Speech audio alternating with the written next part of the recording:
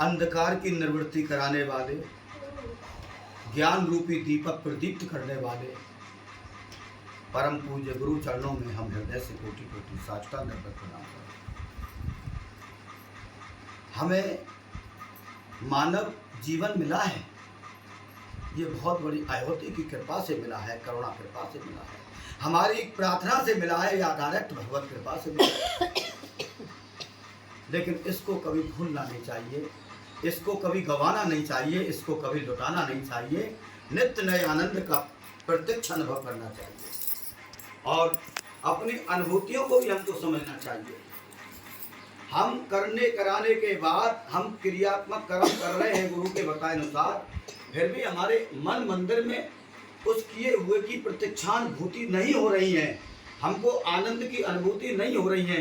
कहीं ना कहीं होकर के इसमें हमारा अविवेक ही, उसके लिए हमें गुरु से ही प्रार्थना करनी है अपने विवेक को बढ़ाने के लिए, क्योंकि विवेक के बढ़ने पर ही, विवेक पुष्ट होने पर ही, विवेक पुष्ट होता है विवेक का आदर करने से, ज्ञान बढ़ता है ज्ञान का आदर करने से। तो इसके लिए गुरु चरणों में हम प्रार्थना करें और रात और दिन प्रार्थना करते हुए उस विवेक को बढ़ाएं, ताकि जीवन जीने का सही तरीका हम सीख सकें, कर्तव्य अकर्तव्य का बोध हमको हो सके, सत्य और असत्य का बोध हो सके।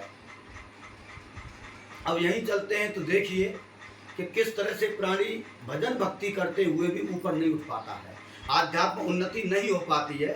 नंबर एक, सबसे पहले हम शक के कीड़े को ले लेते हैं, जो सेंस लगाना जिसको बोलते हैं, मन को उफान तूफान दुनिया भर में बिना कानों से सुने, बिना आंखों से देखे, और हम सामने वाले के मन की कल्पना को जानना चाहते हैं, उसके ऊपर सेंस लगाते हैं।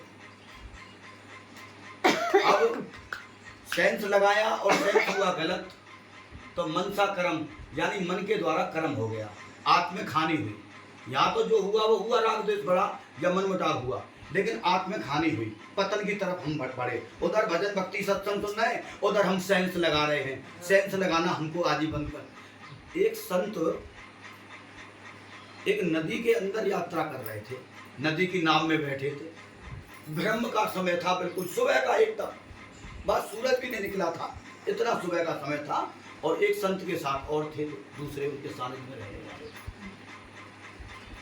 क्योंकि सबका भाव केवल अंतर्यामी समझ सकता है, और जो साधक है वो साधक की लाइन में है, वो आत्म कल्याण के लिए जिज्ञासा है, लेकिन वो साधक है।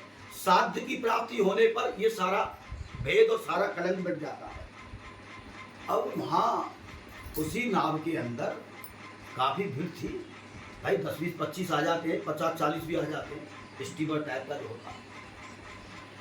तो एक बाप और बेटी बैठे हुए थे, बाप बड़ा खुश था और बेटी भी बड़ी खुश थी, क्योंकि एग्जाम में नंबर 1 आई थी, सबसे ऊपर आई थी। खुश है गए दोनों, और वो संत बार बार देख लेते गए। बिटिया हो सकता है 18-20 साल की, और लेकिन वो एकदम अच्छी क्लास में और सबसे अच्छे रैंक में पास हुई। अब तो बिटिया को जो पीने की शौक थी बोतल का, जिस बोतल का पीने का शौक था, उस बोतल को ला करके बोले महारानी में पीएंगे, नदी में आनंद लेंगे। है भाई, एक बाप तो एक बेटी को खुश करना चाहेगा ना, कि वो बाप को खुश किया, बाप का नाम रोशन किया है। वो वाली बात हो गई ना, तुझे सूरज कहूँ या चंद्रमा, तुझे दीप कहूँ या तारा। जब बाप का मन एकदम पूरी तरह से प्रफुल्लित हो जाता है, हर्ष में हो जाता है, तो वो अपनी औलाद को, अपनी संतान को खुश करना चाहता है, क्योंकि उसका नाम बढ़ता है उसके संस्कारों के साथ साथ। अब वो संत टुकुर टुकुर देखने लगे रहे, और संत के मन में थोड़ी उदासी आ गई। बोले बताओ, सुबह सुबह दुनिया राम का नाम लेती है और ये किस तरह से आपस में मतलब जो है आनंद ले रहे हैं, मतलब गलत दृष्टि में सब हो गया, गलत भाव में, जैसे लवर और लवरा जो भी कुछ होता है। अब इस प्रकार का भाव हो गया, तो बाप भी जवान था और बेटी भी जवान थी। भाई आजकल तो पुराने समय 20 साल की उम्र बाप बन जाते थे, और जो शरीर को संयम में रखते हैं, शरीर को जो संयम में रखते हैं, तो वो बुढ़े नहीं होते थे जल्दी। बुढ़े वही होते हैं जो अपने संयम को भूल जाते हैं, अपनी मर्यादा को भूल जाते हैं, अपने खान पीन योग या को सबको भूल जाते हैं, वो बुढ़े हो जाते हैं जल्दी, समय से पहले हो जाते हैं। लेकिन जो संयम में चलता है वो 20 साल बाद बुढ़ा होता है। अब संत के मन में तो बड़ा टेंशन हो गया, तो बताओ कैसी नाव में बैठ के सुबह सुबह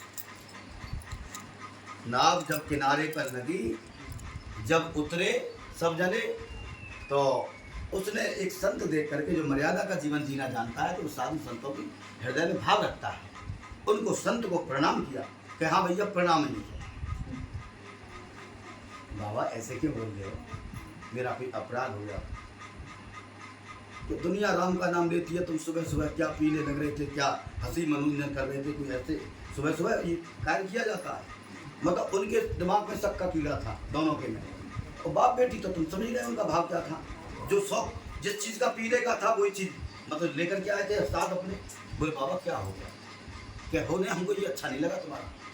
बोले बाबा क्षमा करना, ये मेरी बेटी बहुत अच्छे नंबरों से पास हुई है, और इसकी जो फेवरेट जो पीने की जो बोतल थी, ड्रिंक थी, वैसी पेप्सी वगैरह या फ्रूटी वगैरह एक्सवाई है, दूध की बोतल, बादाम की बोतल, कोई भी एक्सवाई, वो मैं इसको पिला करके, और बहुत हम आनंद ले रहे थे कि बेटी तूने हमारा नाम रोशन कर दिया, इतने अच्छे नंबरों से तू पास हुई। संत के हृदय में चेत हुआ, और संत बोला ये धरती अभी फट जानी चाहिए, जो मेरा मतलब जो है आध्यात्म उन्नति की क्या तरह मेरा पतन हो गया। इसीलिए हमेशा ध्यान रखिए, जो भी सेंस और शक स्वभाव की बातें हैं उनको करना आज के बाद में संकल्प ले लो कि हमको जब तक आंखों से नहीं देख लेंगे, कानों से नहीं सुन लेंगे, तब तक हम सेंस नहीं लगाएंगे, शक किसी के ऊपर नहीं करेंगे। शक का जो कीड़ा होता है वो पति पत्नी के अंदर भी झगड़ा करा देता है, और बेटी और पुत्र के अंदर भी झगड़ा करा देता है। इसीलिए शक से ऊपर उठिए, हमेशा भरोसा रखिए।